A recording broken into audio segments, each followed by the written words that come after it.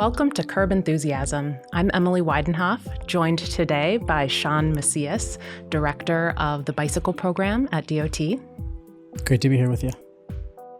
On this episode, we chat with Ryan Russo, Executive Director of the National Association of City Transportation Officials. NACTO is an association of 100 major North American cities and transit agencies that connects, mobilizes, and advocates for the members to make bold, innovative, people-first change in urban transportation. Prior to leading NACTO, Ryan served as the first director of the Oakland Department of Transportation, where he led the agency through its inaugural 5 years of operation. Ryan also spent nearly 14 years at the New York City Department of Transportation, ultimately rising to the position of Deputy Commissioner and serving as an instrumental leader in the transformation of New York City DOT from a focus on moving cars and trucks to meeting the needs of residents, businesses, and visitors. All right. Welcome, Ryan. Welcome back to East Coast time. So nice to have you back in New York City. So for our listeners who may not be too familiar with NACTO, can you tell us what it is and why it's so important? Awesome. Well, first of all, it's amazing to be back at 55 Water Street at the New York City DOT offices and spent many years here working with you and your colleagues to do this public service that you are all doing every day. And it's really a thrill to be here. So now I'm the executive director of NACTO. It's the National Association of City Transportation Officials, and it's basically your agency's professional association. So city departments of transportation, there are 100 of these agencies that are members paying dues to us to help champion you, to be the glue between cities and transit agencies around the country that want safe, equitable, sustainable streets and public spaces. So we provide insights, ideas, inspiration. We pull together your wisdom and best practices and then support you policy-wise in Washington, D.C. To get you more resources and to help those best practices spread quickly so that you can serve your communities, get those streets transformed as fast as possible. Great. And of the cities that you get to work with, who are some cities that are out there doing really amazing and inspirational things right now? Oh, well, I have to start with you guys, of course. New York City, we just got a tour of the work on Broadway, and our team at NACTO, thank you so much for that tour, Emily. We were blown away by the changes that have happened over the course of the years, the creativity in the street design. And everything we see there, we've got members really big and small now around the country, innovating in lots of different ways. The San Francisco Municipal Transportation Agency, SFMTA, is one of the few that are actually emerged transit agency and, in essence, a DOT, a right-of-way manager. And since the pandemic, the scores of miles of bus lanes and protected bike lanes that have gone down have been tremendous. The adjustments to the transit service that have happened there, getting people back on transit, reflecting post-pandemic travel behavior is really, really something special. And we've got cities like Boca Raton, Florida, joining NACTO. It's really a national movement that's happening, and people want our tools, our expertise, and each other's expertise to sort of figure out everything from, what kind of concrete or plastic barrier we should have for our protected bike lane to what are the best practices to doing equitable community engagement. What have been the main differences working in transportation first here at DOT, then in Oakland, and then now back at NACTO? Well, first of all, scale. So working in the city of New York, 8.5 million people, city of Oakland, 440,000 people. So really get a different sense of scale. When I worked in New York City, we were really building the machine to deliver lots of projects and to sort of figure out how do we all work together to get the streets changed as fast as possible, and figuring out the details of all of that delivery. When I went to Oakland, I was the first permanent director of a new department. OakDOT was created in a reorganization from the Public Works Department to have an agency dedicated to managing the right-of-way with values in mind of equity, sustainability, safety.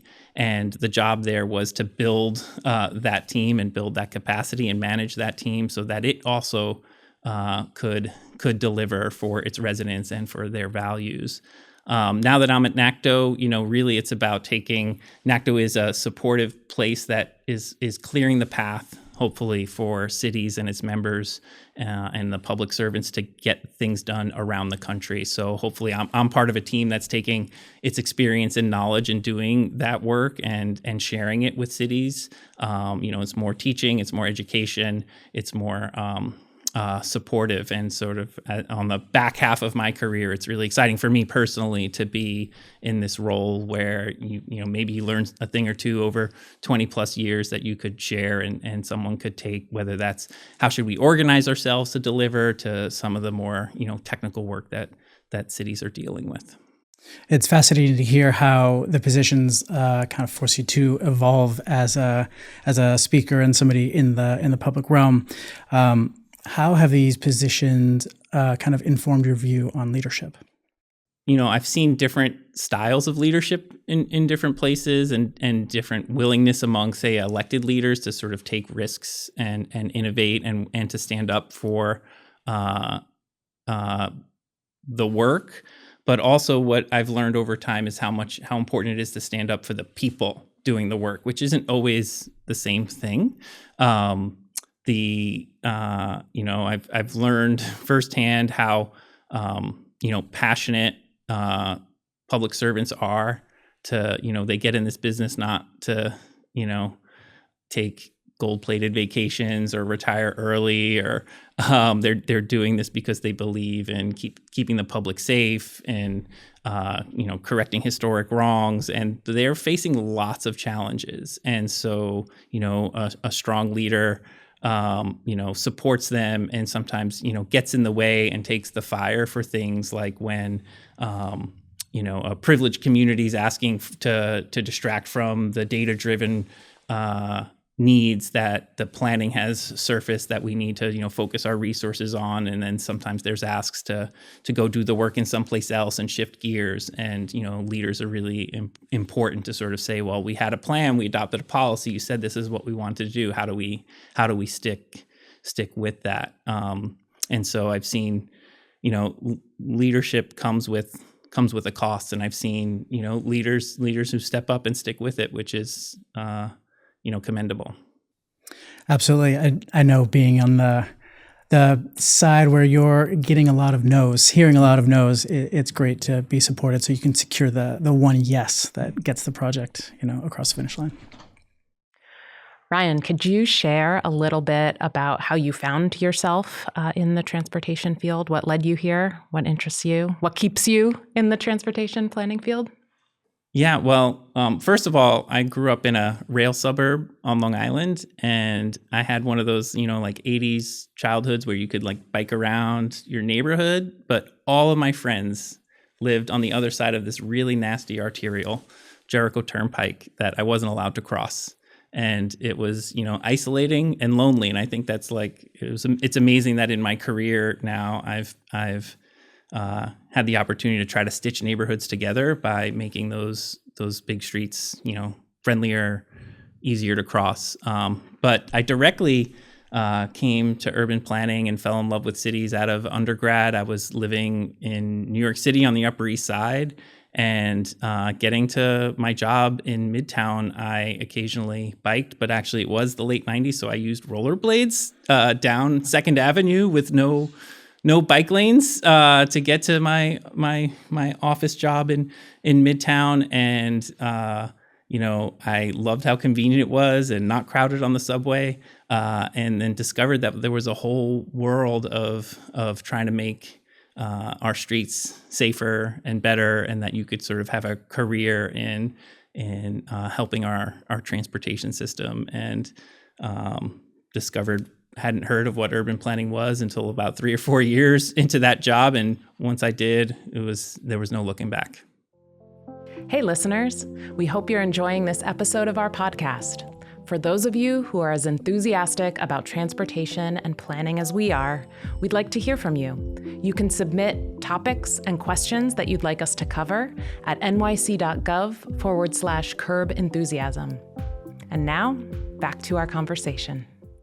So we're going to dive a little bit into your expertise in cycling. You, for decades, have worked to plan, design, implement, and evolve bicycle infrastructure in a whole range of complex contexts. Could you talk a little bit about the biggest challenges you see right now for rolling out bicycle infrastructure in cities? Yeah, well, the first one, I have three, is a little bit self-serving because we have our Urban Bikeway Design Guide 3rd edition coming out. I do think it's a challenge to document and lift up best practices, like to get them spreading quickly around so that we can learn. I know that when you're, again, a busy public servant, you kind of have your head down, you're cranking on your projects, and how do you get that information into one in from, oh, Seattle tried this thing, let's try that here. That worked out really well.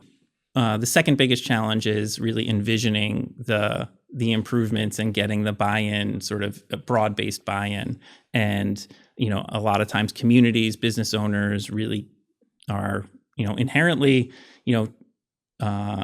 a little scared of the change that might come with a full redesign. So, but fortunately, we've learned over time that once projects go in, they tend to be quite popular and they sort of build a snowball of momentum. So it's really important to have that leadership to take that first step, or to take those first steps, and then really stick to the vision that is possible. I think a barrier, I've talked about this already, but just like what I saw in the last local government I worked at, and a lot of our members, is just having really good people in local government to do the work. I think, we're in a broader environment with trust eroding between people and government. It started at the federal level, 40 years ago. It's gone down to the states, and now it's happening at the local level, where the last level of government where you see this trust level eroding. And, if you want to build a bike network, you need strong people who have great training, who are supported, who reflect the communities that they're serving. And I think a city council person who says, oh, let's build a bike network, or a new mayor, often doesn't think that, like, really what I need to do is staff up and support an agency and fill their vacancies in order to get a bike network built. So what are also some emerging trends that you think cities and bicycle planners should keep in mind for the future? Yeah, well, certainly we've got a diverse set of vehicles now that are out on the road. So it's not just, a standard bicycle. We've got electric assist, we've got cargo bikes, family bikes. And I think, New York's been quite innovative in widening its bike lanes. It's something we've reflected in our new Urban Bikeway Design Guide that we're quite excited about. So, Ryan, as you mentioned, the 3rd edition of NACTO's Urban Bikeway Design Guide is set to be released in January. Are there any particular elements to it that you're excited to share, with the general public? Yeah, super excited. So just, stepping back, the first version of the Urban Bikeway Design Guide was really this permission slip for cities to do, protected bike lanes for the first time. And we saw cities adopt it aggressively. And it really served as a kit of parts. Like, this is the thing you need to build your bikeways. It wasn't the how-to manual that is really needed. And so this bike guide is that how-to manual. So the design details, of which there are tremendous, the inspiration, the visuals that you come to expect from a NACTO guide are all there. But we also have kind of the steps and the elements and the ingredients that you need to build successful, not just bike projects, but bike networks, because we all know you're not going to get the ridership that we want to see and that we know is possible in our cities without providing complete networks. So, we really start with the leadership the vision that's needed. And we often see, we saw the bike guide when the first and second editions came out, that mayors, city council people had the effect we want. They would find it was beautiful. They would come to the city agency and say, why can't we have this? And it's like, well, we do want to build this. And we would go, cities would go and try to figure that out. But now there is kind of the reverse. When they say, why can't we have this, or can we have this? There are elements that are sort of a to-do list even for leadership, to make sure that you have, the people in place, the policy in place, the engagement strategies in place, the planning and design and delivery mechanisms in place. Do you have the contracts? And then are you evaluating so that you can learn and build your network over time? So really, putting it all together and laying out that vision for how do we get complete networks that can serve, people of all ages and abilities. Is there a new audience you're hoping this Bikeway design guide will reach? Or anyone you want to encourage to take a look beyond city officials? Yeah, I think there's the leadership side of things. We want mayors and city council people to, of course, see it and pick it up. And again, not just ask their departments of transportation to do this. There's a to-do list for them, but all the way on the other side, the maintenance folks, the operations folks, we've learned how important those things are, and downstream in the process. So someone's giving permits out for construction management. We've got construction guidance. We've got how to keep your bike lanes clean and clear. So it's got a broader set of audiences. That makes a lot of sense. Those interconnected networks is what really gets the modes to shifts and gets people out of cars and potentially onto a bike. Mm-hmm. Transportation and culture are very intertwined. Having worked on the East Coast, the West Coast, and now nationally, what are some cultural nuances that you have picked up, and how does that shape your communication and public engagement around transportation planning?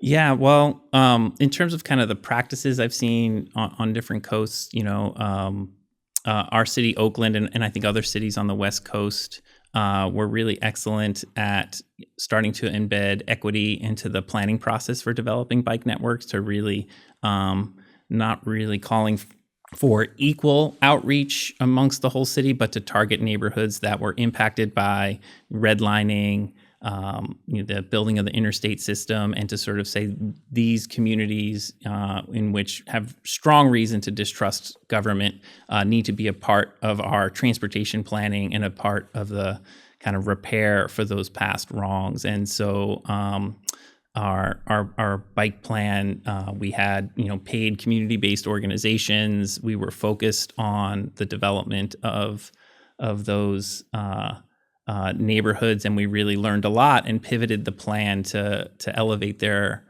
priorities, which led to a lot of statewide funding for not just the development of a bike network, but investment dollars that would also come with repaving streets and calming traffic and achieving lots of the goals that the community had. And I think we've talked about this already, but on the East Coast, in a lot of more strong mayor type governance formats, which play a huge part in how things play out, there's, I think, a little bit more acceptance of the role of leadership, that communities elect city council people and mayors to make decisions, and that you don't necessarily need perfect consensus to move forward. And I think there's ways to kind of borrow from both of those, to that all sort of planning and policy cultures could borrow from, and make sure they're correctly calibrated so that we're doing the most important thing, which is making progress. I think there's a lot of frustration with the status quo. People don't like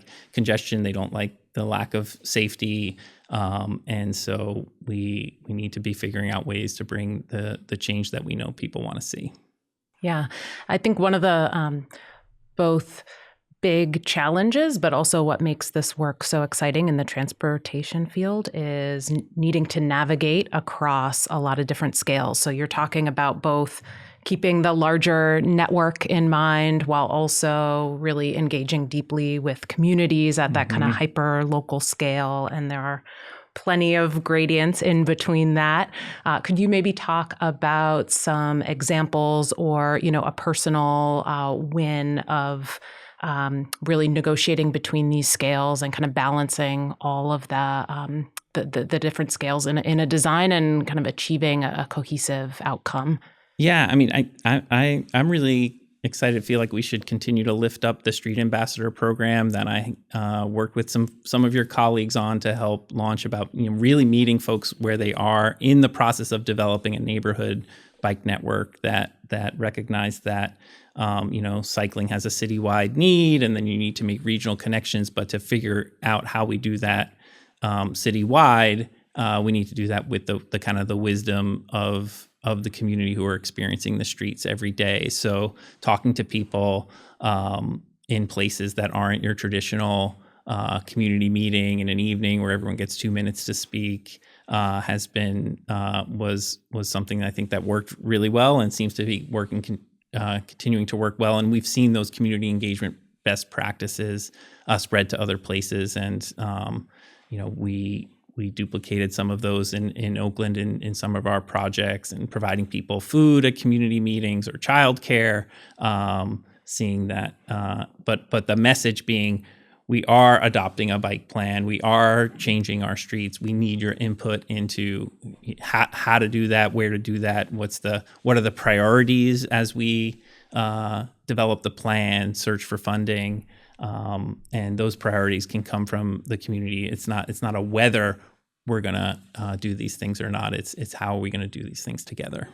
Yeah, and what's been great is you can get that buy-in from the community pretty early on when you are asking them where they want to see these types of investments, rather than bringing a plan that already has the ideas kind of cooked. This way, folks are included and feel like they have a sense in what's happening, which is always a good place to start. Are there certain metrics or benefits of projects that you feel are missing and you would love to see more cities and planners focus on looking into to help make the case for these types of improvements? Well, I think we've gotten better over time at developing metrics. I think that sometimes we are just focused on the usage. I think we could track our process and our engagement and sort of tell stories about how much planning we've done to get there. I think there's a lot of technology that's helping us with metrics. And it's interesting, digital twins that are out there that can be more predictive and give people more tools and sort of automate things for people. But all of it, there's a whole world of kind of big data and software that people want to sell you all in the cities, but it all comes down to kind of storytelling. And I think we always need to be bringing it back and building it back up to the story that we're telling. Yeah, and I think that's something you've said before, which is that while we are focused on rebalancing our streets, maybe with pedestrian and cyclist priority, to not leave out all the other people who are also benefiting from these improvements. A lot of times these improvements are good for drivers too. So yeah. Absolutely. And yeah, that's been a point I've been making. I actually got the opportunity to teach urban planners, and one of the key messages and I think that we can bring to the work is to think about the people most skeptical of your project and really tailor your messages to them, and not just a message, to actually listen. I think it's really important that planners and city agencies bring a humility to the work, that there's something to be learned from someone who's resistant to the change, who has a concern. And I do think ultimately, like, the work that's being done can address that concern. It's just often we're not necessarily, we come with sort of preconceived notions of what their concerns are. And sometimes that's the safety message. Yes, these corridor redesigns that come with bike lanes improve safety for all users. But if the users that are skeptical don't necessarily feel unsafe, that might not be a message that resonates. So maybe it is more this mobility message that a multimodal transportation system where lots of people have choices. You might not necessarily choose the sped up bus for your transportation or the bike lane for your transportation, but you're going to benefit from the fact that a good number of your neighbors do. I like that message to bring humility to these conversations, right? There's always something to learn from everybody who takes the time to show up at these meetings. Absolutely. Cities across the United States are investing millions in resiliency projects to combat climate change. However, some residents still don't support those investments. What do you see as the missing connection there? How can we gain more buy-in? I think we're in the trench warfare that you are all in, or cities are in, for the right of way. The climate message isn't necessarily like the top line message or the most effective message to get the skeptical community members on board. And as much as we know that a mode shifted transportation network is better for the long term, is better for the climate, like ultimately it's also better to support local businesses, to help people with their individual mobility, to help them meet their daily needs, to help them spend less money on transportation so that they can afford the rent that's going up. I think the work we're doing in cities has this like very immediate practical need that it meets, and I think it's really important to connect the work to that need that people have. Definitely. So micromobility is an incredibly quick evolving industry, changing the landscape dramatically for our streets. Could you talk a little bit about the greatest challenges that you're seeing, micromobility and transportation planning and design, as well as where you think we need to go? What is the vision of streets that include this quickly evolving mode?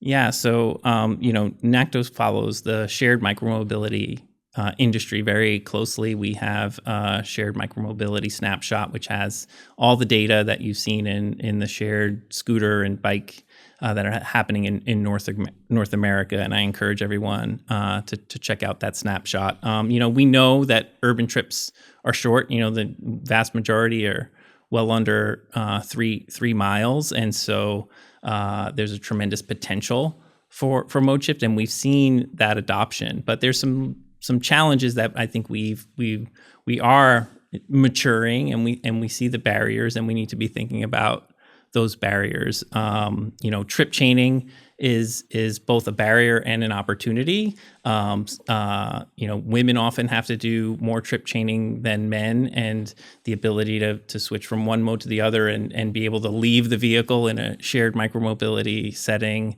is something that's points to the growing use of micromobility. But if there's no ability to put your children or groceries or other things that you have with them on the vehicle, then that limits it, and it's something that we should be thinking about. Of course, there's tremendous opportunity with the parking and maintenance that goes away, that's taken care of by the operator with shared micromobility. And that's a tremendous value for people who are living in small apartments or can't afford the ownership of a vehicle. But one of the trends that we are seeing and calling out is that there are affordability issues for sort of middle class, low income people in these services. For them to continue to be financially viable, they're mostly privately operated without a significant amount of public support compared to other modes of transportation. We're finding the affordability issues are a real barrier to the growth. So that's something we need cities to be thinking about as we have visions for this industry. And the last thing is that as we densify and the density that cities provide, that's a really key element to ultimately to the viability of shared micromobility. In your opinion, what is the biggest breach of subway etiquette?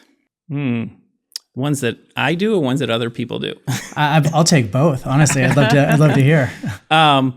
Well, my personal one is I did have some back issues a year ago, so I often find myself stretching on the subway, which I think makes me like, I get those sort of either sideways looks or I'm not going to look up from my phone while this crazy guy stretches his hamstrings in the middle of the subway. But in terms of the one that drives me crazy the most is the not moving to the center of a crowded train when there's the area near the doors and it's clearly very full, and there's one person at the beginning of that hallway, that aisle, who doesn't kind of move in and provide that room, and then there's some people left on the platform when the doors closed that totally could have fit. That's my biggest pet peeve. I feel that same frustration when you step into the car and it's crowded at the door and you look down and it's just barren in the center. That certainly frustrates me as well. Mine personally is anyone playing Candy Crush without headphones. Just the chiming and the dinging at 8:15, 8:30 in the morning is not what I'm looking for in a commute. Yeah, time for some earplugs. Yeah. I continue to be in awe that the general concept of you've got to empty something to fill something up is not fully understood. So just, let people off before you get on. Yeah, Totally. Well, now there's I've ridden the new A trains, and there's fewer seats because they made for wider doors to address the standing in the doorway, staring at your phone, not getting out of way problem. They've widened the doors, which is helpful for in and out, but means there's fewer seats for everyone. Still some bunching at the doors too, I've noticed. Yeah. All right, Ryan. And to close us out, a question we like to ask all of our guests. What is something about the future of transportation that you are most enthusiastic about?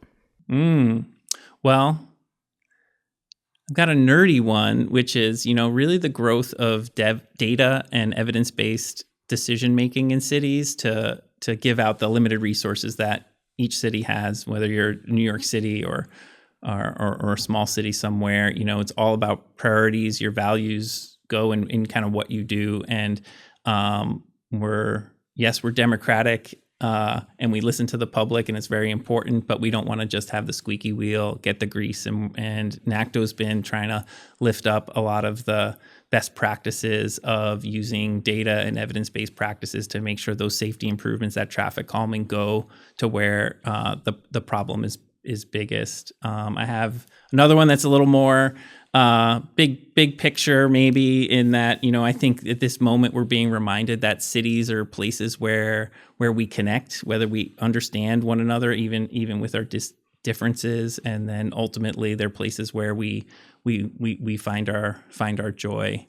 And then also a bit on the policy wonk side. I mean, I think our transportation work, we don't connect to this as much. There is a national crisis of housing affordability, and there's growing consensus and understanding that we need to build more housing in our cities, and then we need to build more densely and allow apartment buildings to get built. But the next question, the reason why we haven't been building it is, well, what about the parking and what about the traffic? If all of those people and all those apartments come with cars and people driving in them, what are we going to do? And you all, the NACTO members, the cities around the country, the transportation departments, you are the answers. You have the answers, and that's the multimodal transportation system that you all are trying to build, and that excites me a lot. Great. Fantastic. Definitely something we continue to partner with our colleagues across city agencies to try to solve these issues together, because you can't do it in isolation, for sure. Absolutely. All right. Well, thank you so much for your time today. We really appreciate it. And we'll see you out there. All right. Thanks for having me. you. It's a real honor to be here.